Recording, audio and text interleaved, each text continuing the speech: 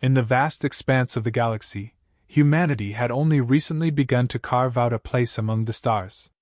Earth was no longer the primitive, isolated planet it had once been. Over centuries of rapid advancement, humans had proven themselves formidable in both technology and intellect.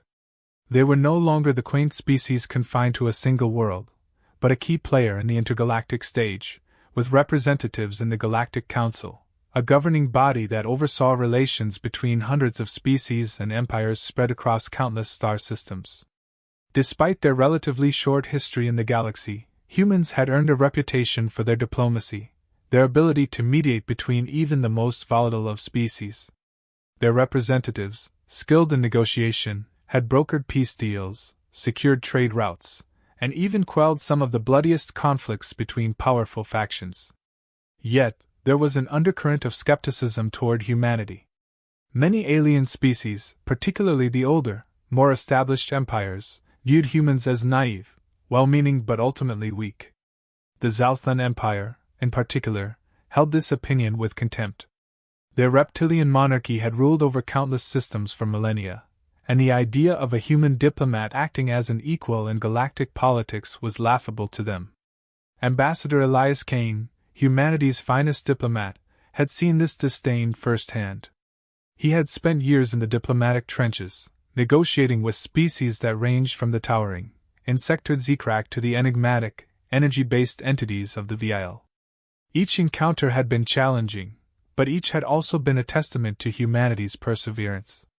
Elias himself was known for his calm demeanor, his sharp mind, and a quiet confidence that came from years of experience.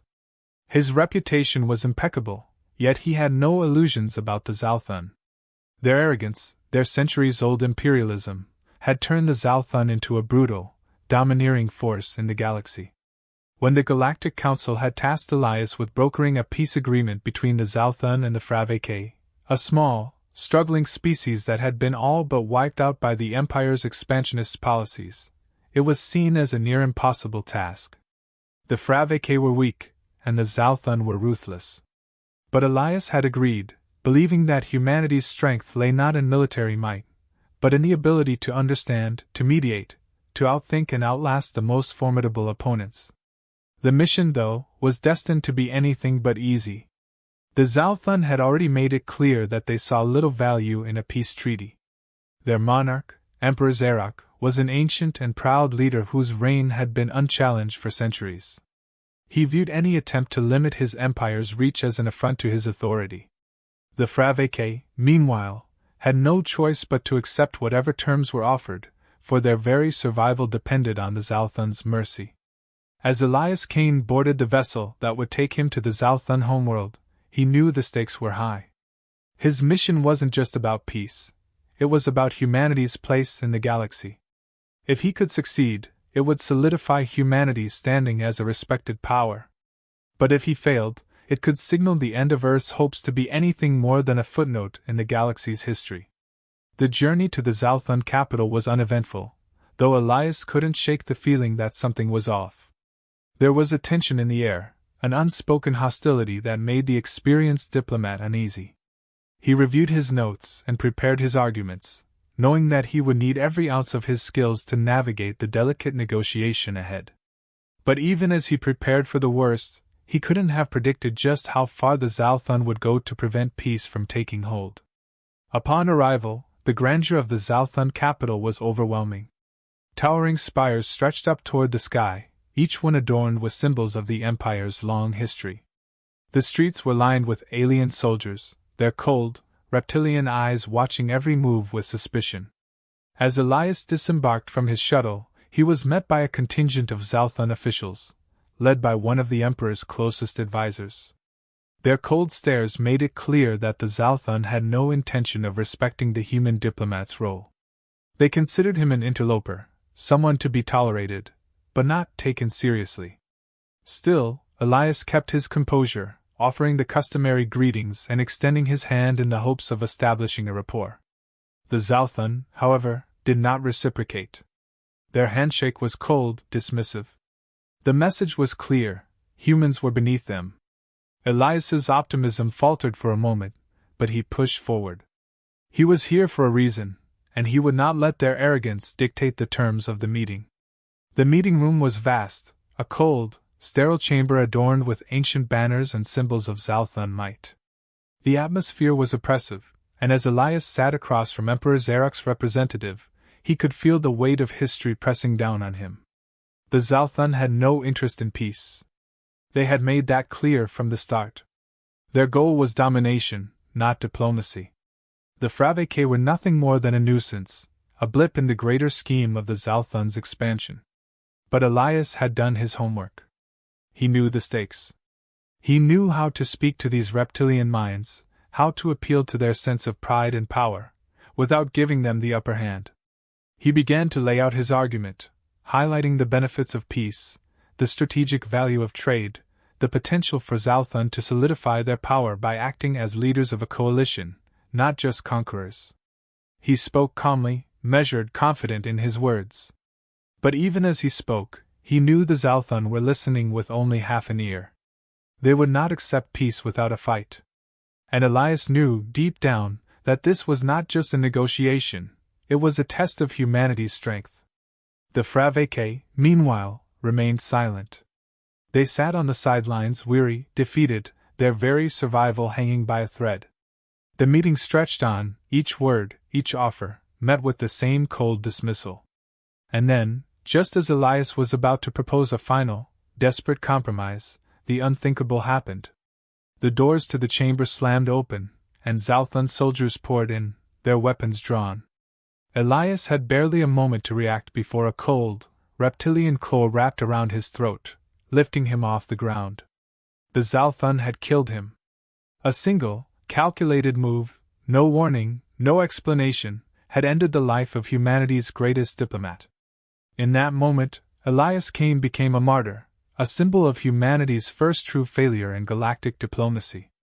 The message was clear: the Zalthun would never accept peace. They would never recognize humanity as an equal. And yet, the death of a diplomat, a simple human, was not the end of the story. It would be the beginning of something much more powerful, something the Zalthun could not have foreseen. Because humanity, despite its flaws and its naivete, had one thing the Zalthun lacked: a capacity for unrelenting resolve.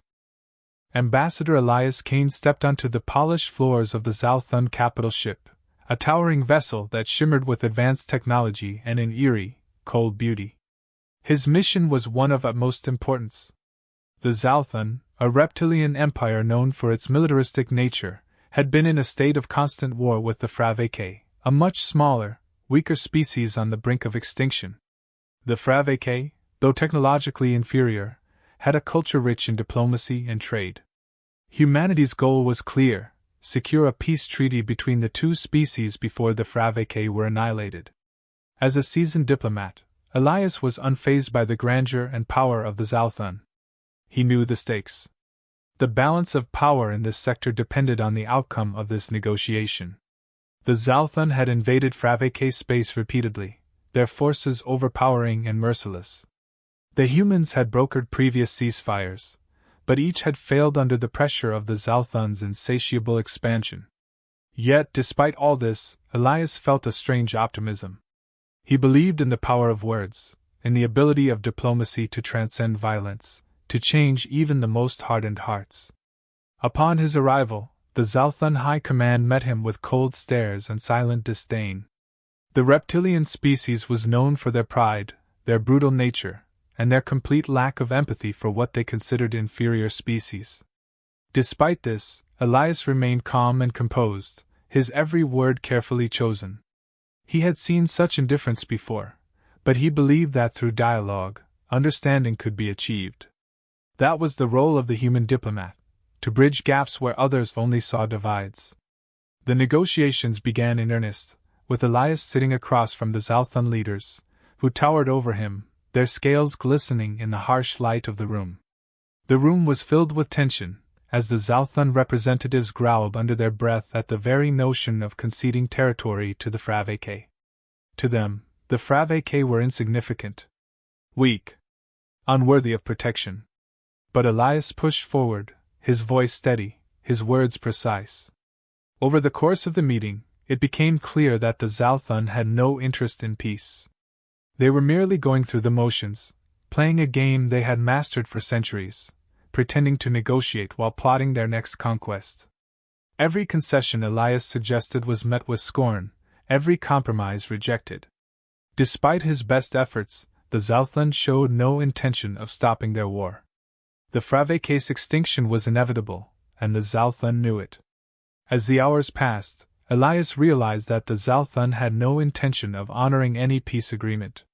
They were simply using the talks as a facade to lull the humans into complacency while they prepared for another attack on the Fraveke. And so, as the final moments of the meeting approached, Elias made his move. He stood, his voice rising in defiance. "You will not destroy the Fraveke," he said, his tone unwavering. "This war will end. Not with your victory, but with your surrender. The galaxy will not stand idly by while you crush another species beneath your heel." The room fell into stunned silence. For the first time, the Zalthun leaders looked genuinely taken aback.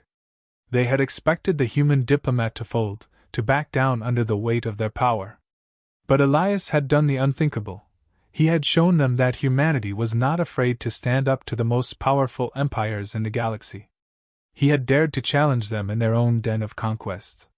It was then that the Zalthun responded with their true intentions. The meeting had never been about peace. It was a trap. The moment Elias had made his stand, they had activated hidden security protocols, sensors that had been monitoring him for any signs of weakness, any hint of vulnerability. They had been waiting for the perfect moment to strike. Without warning, Elias was surrounded by armed guards. The Zalthun commander, a towering figure with red scales that shimmered like fire, sneered as he addressed the human diplomat. "Your kind believes in peace, Ambassador." The commander's voice hissed, his words laced with venom. "But peace is a luxury we do not afford. You will learn this the hard way." Before Elias could respond, the command was given. The guards moved swiftly, pulling out their weapons. The moment was brutal. A flash of light. A single shot. A thud. Elias Kane, the human diplomat who had come to save millions, fell to the cold floor of the Zalthun flagship. His life was extinguished in an instant, his body crumpling like a discarded rag. The Zalthun had no interest in diplomacy or peace. They only respected power. And in that moment they had asserted their dominance. The news of Elias's death spread across the galaxy like wildfire. The humans, who had once been seen as innocent newcomers to the galactic stage, were now faced with an unimaginable loss. A diplomat, a symbol of everything they had worked for, was dead. And the Zalthun, once again, had shown their true nature. The humans were no longer naive. They had been thrown into the harsh reality of galactic politics, and the cost of their idealism was high. The Fraveke, having learned of the brutal murder, were left with a bitter sense of helplessness. Their last hope for survival, their last chance at peace, had been crushed before their eyes. But there was something else in their hearts now: anger, desperation, and a shared desire for vengeance. Elias Kane had been their final bridge to survival, and now, his death would not go unanswered. The death of the human diplomat marked a turning point, not just for the Fraveke, but for humanity itself. It was a catalyst for something much greater than one life. The loss would ignite a fury within the human people that no empire, no matter how powerful, could ignore. The news of Ambassador Elias Kane's death spread like wildfire throughout human territories. The Zalthun, in a brutal display of power, had executed him without hesitation, accusing him of espionage, a charge as false as it was absurd. The Fraveke, already teetering on the edge of destruction, now faced their annihilation without their last hope of salvation. Humanity, however, was far from a passive spectator in this unfolding tragedy. The council was in an uproar. Members from various species demanded accountability, but no one was surprised.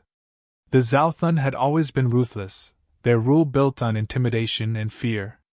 What stunned the galaxy, however, was the human response. There were no outbursts, no impassioned speeches of vengeance. Instead, the cold, steely resolve of humanity came to the fore.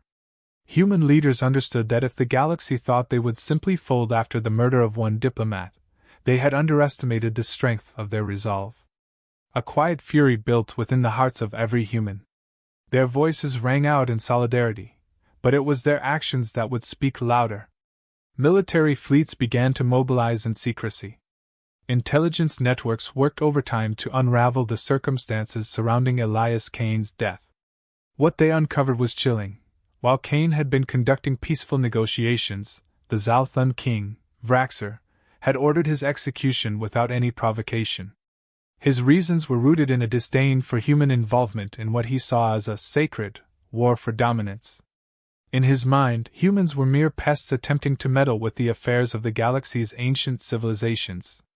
The human military's response was swift and calculated. They had learned over the years that direct confrontation with the Zalthun would be suicidal. The reptilian empire was too powerful, too advanced in their military technology. But humans had something that the Zalthun did not account for: cunning. Humans had mastered the art of asymmetrical warfare, and they used their ingenuity to orchestrate a campaign that no one saw coming. A coalition of human military forces, covert operatives, and specialized strike teams launched a series of devastating attacks on key Zalthun military and communication hubs. These weren't just military targets, they were deeply symbolic. The first attack occurred under the cover of a massive solar flare, making it nearly impossible for the Zalthun fleet to detect the approaching human ships. The strike teams targeted the heart of Zalthun Command, disabling critical communications, leaving the Empire's forces in disarray. As the attacks continued, the human strategy became clear: paralyze the Empire from the inside. It was a psychological war as much as it was a physical one. Humanity had learned from their earlier mistakes.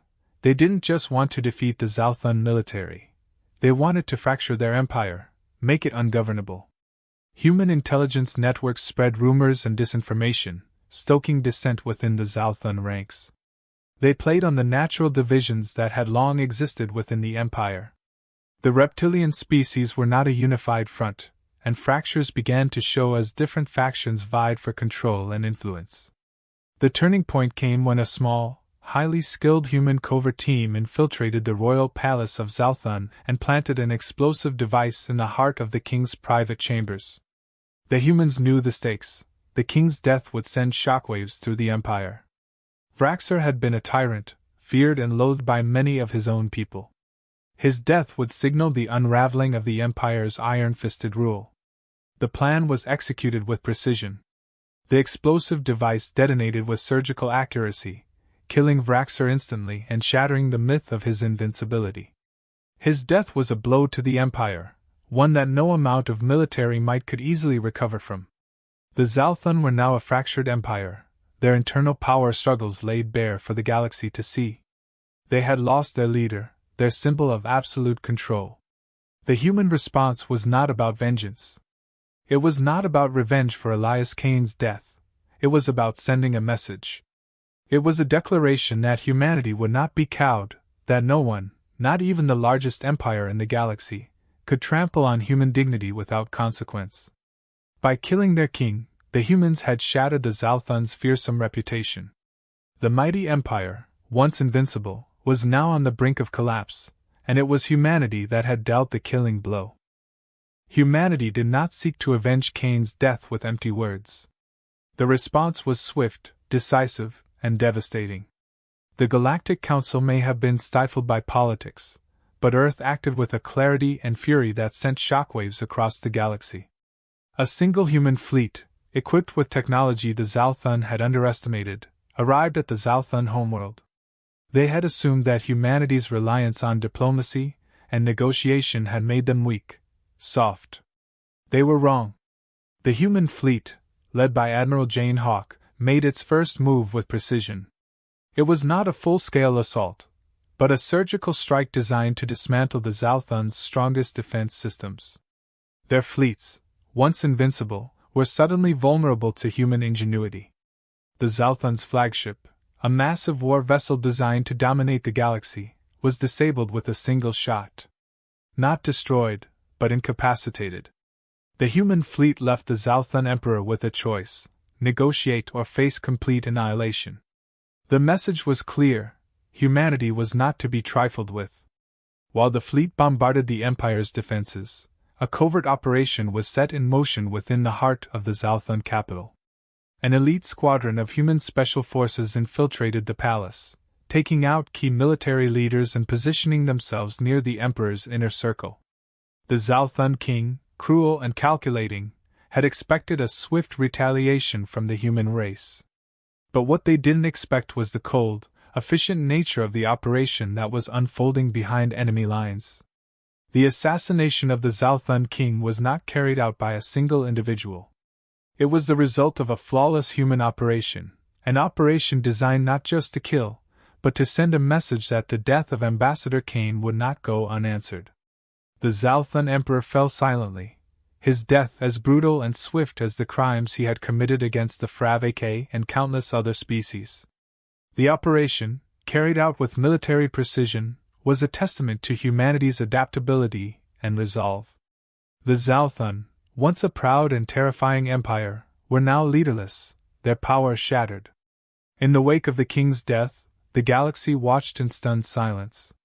The Fravake, who had once been all but erased from existence, were given a chance to rebuild. The remaining Zalthun forces, scattered and leaderless, were forced to retreat from Fravake space, marking a victory not just for the oppressed species, but for humanity's place in the galaxy. But the galaxy's shock soon turned to a grudging respect. Humanity had shown its true face, not as a species eager to take control, but as a force that would not tolerate the slaughter of innocents. The Zalthun had underestimated them, and in doing so, had ignited the fire of human vengeance. A fire that would burn not for revenge, but for justice. Humanity's message was clear. They would not be the galaxy's doormat. They had the will, the power, and the resolve to defend those who could not defend themselves. The murder of one diplomat had sparked a war, but it had also marked the rise of a new power in the galaxy, one that could not, and would not, be ignored. The galaxy now understood: underestimating humanity was a fatal mistake. And the Zalthun, who had once ruled the stars with an iron fist, were now a shattered empire, their king dead, their future uncertain. Humanity had not just avenged one diplomat. They had proved that they were not to be trifled with.